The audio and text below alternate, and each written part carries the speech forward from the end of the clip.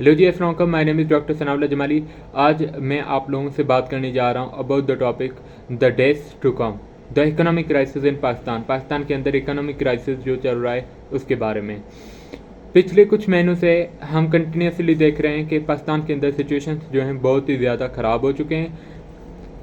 लोगों के अंदर एक डर सा पैदा हो गया है जीने के लिए, अपनी बेसिक ज़रूरतें पूरी करने के लिए। लोग बोल रहे हैं कि ये लोएस्ट है, क्या ये वर्स्ट है या और ज़्यादा वर्स्ट होगा।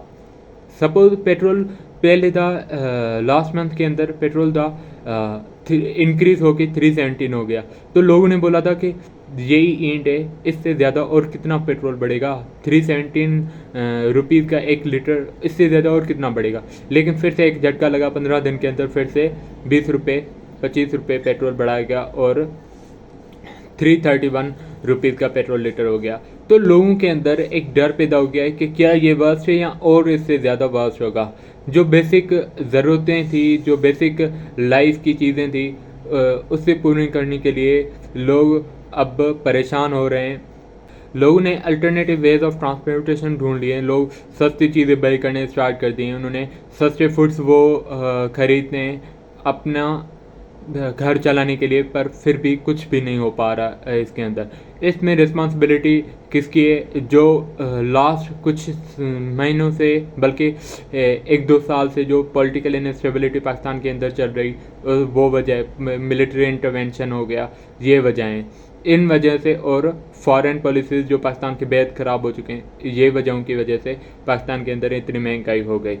इतना कुछ हो रहा, पर फिर भी समंदर की जो बॉर्डर है वो हमें नहीं दिखाई दे रहा।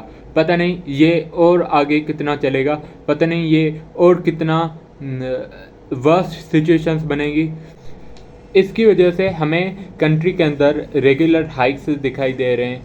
लोग प्रोटेस्ट कर रहे हैं, हड़ताल कर रहे हैं पेट्रोल प्राइसेस की वजह से कि पेट्रोल के प्राइसेस इतने इंक्रीज़ हो गए। इलेक्ट्रिसिटी बिल वो इतने इंक्रीज़ हो चुके हैं उस वजह से। और बेसिक लाइफ की चीज़ें जो डेली हम घर के अंदर यूज़ करते हैं वो इतने महंगे हो गए हैं, उस वजह से लोग रेगुलरली प्रोटेस्ट कर रहे हैं, हाइक्स कर रहे हैं।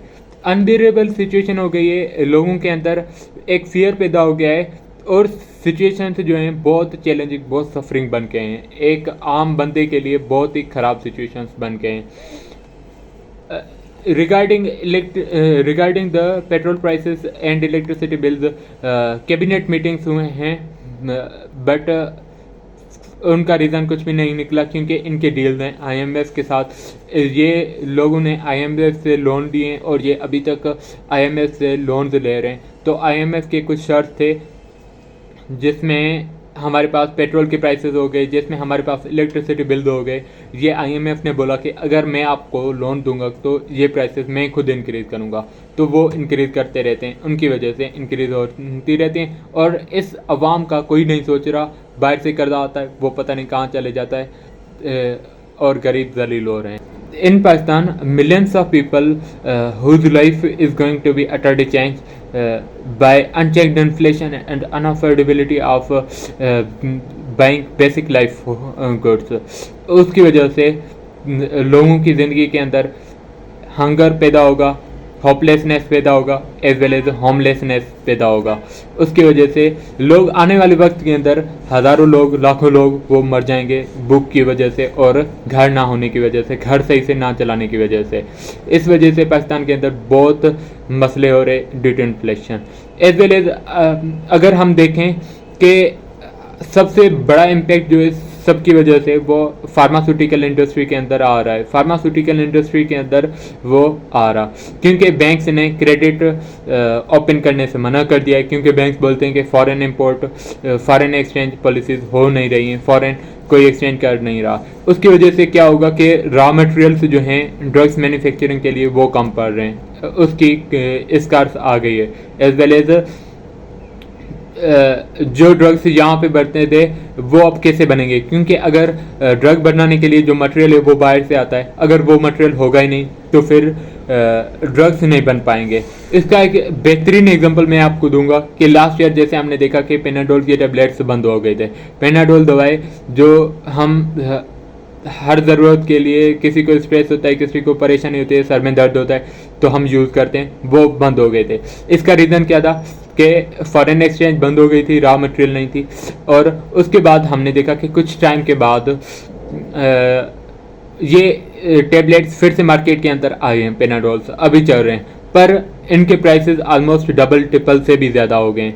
जो एक 1 रुपये में एक टेबलेट मिलता था, अब वो 5 रुपीज़ 1 टेबलेट हो गया है। तो ऑलमोस्ट बाई 50% 40% फार्मास्यूटिकल जो टेबलेट्स हैं वो बंद हो गए।